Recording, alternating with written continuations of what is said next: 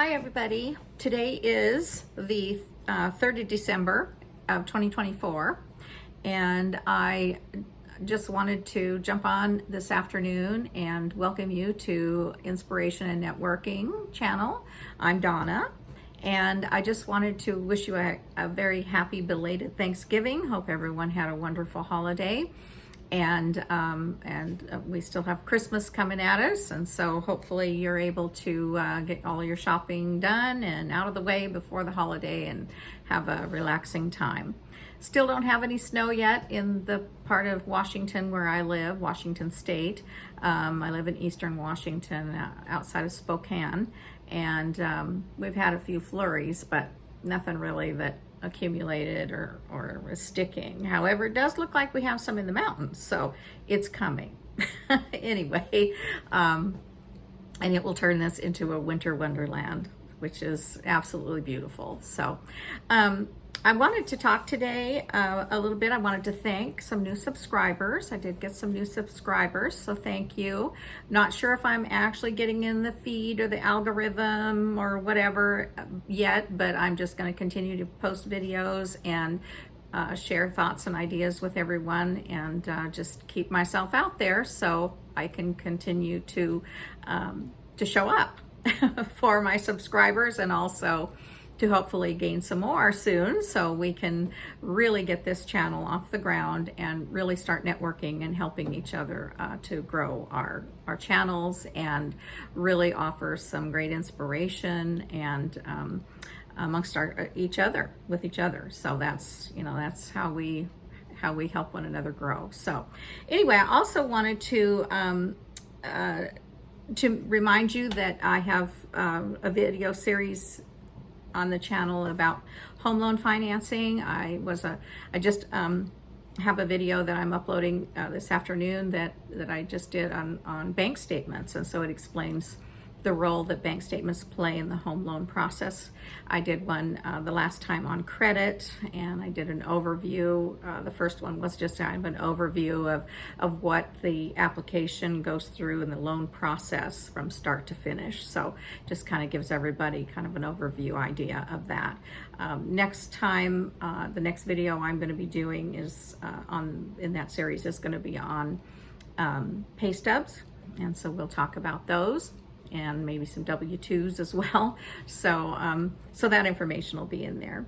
I just want to also inspire others to start a channel. It doesn't matter how old you are. I mean, obviously you've got to be old enough, to be on YouTube to do that, but start a channel. Everyone has something to share, and especially nowadays, we need to build a community and help each other grow, and share ideas with one another, and really promote each other as within our channel and community here. So I wanted to talk a little bit about my story.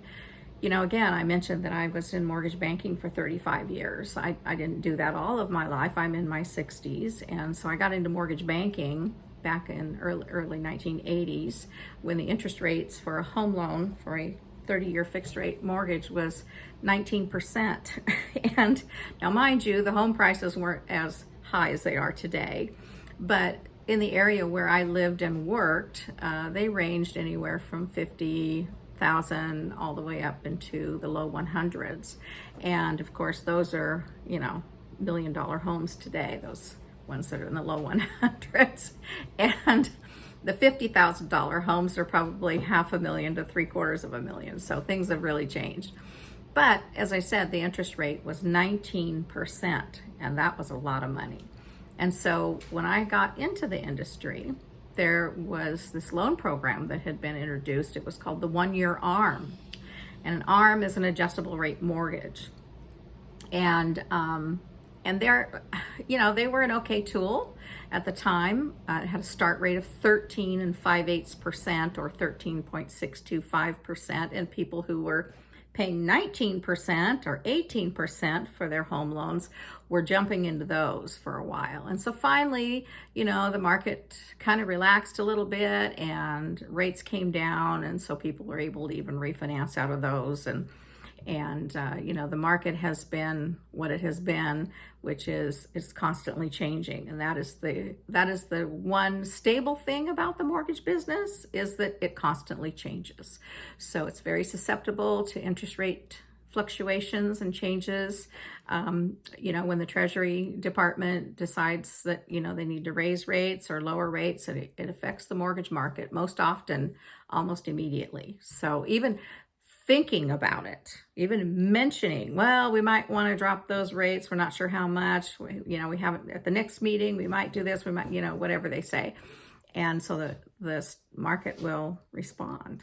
And so, and then sometimes they don't. Sometimes they just, you know, well, we'll wait and see. So again, it depends.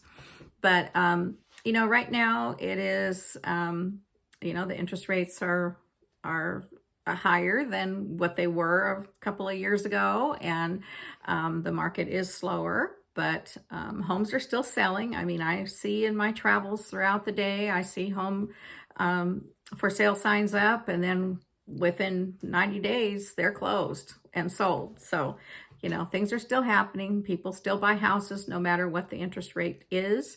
People still refinance their homes because, you know, maybe they got in it 7 or 7 3/4 or whatever. And whatever the rate is today, if it's less by at least a full percentage point, then they'll do a refinance on it. And so, you know, I mean, there are all kinds of reasons why people buy a home and refinance a home.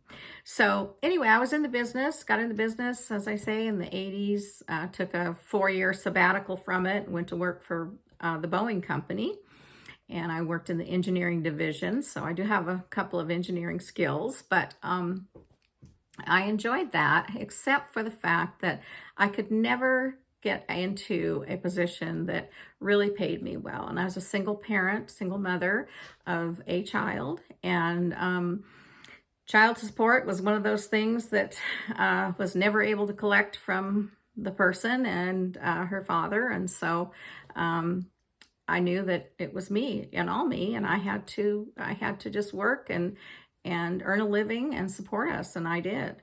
And then the mortgage industry, again, it warmed up, and I thought, you know, I think I want to be a processor. I got in as a loan officer. I think I want to be a processor. So I became a loan processor, which taught me the why of everything. And why you need this. Why is that asked for? Why do we get bank statements? Why do we have to write letters about issues on our credit report? Why do we have to provide X number of pay stubs? Why do we have to provide tax returns, etc.? So it really answered those questions very well and helped me to really understand it very, very well. And so I worked in mortgage banking. As I say, I was pretty solidly into it from that point on until I was, you know, in October of 2022, the market had changed enough in the year 2022 that unfortunately business had slowed down and I was laid off. But I was 65 years old at the time. And although I wasn't ready to retire, I certainly didn't really want to, but it was impossible to find work in my line of work. As a matter of fact, there were companies that were literally closing up shop. The company I worked for, they closed the branch.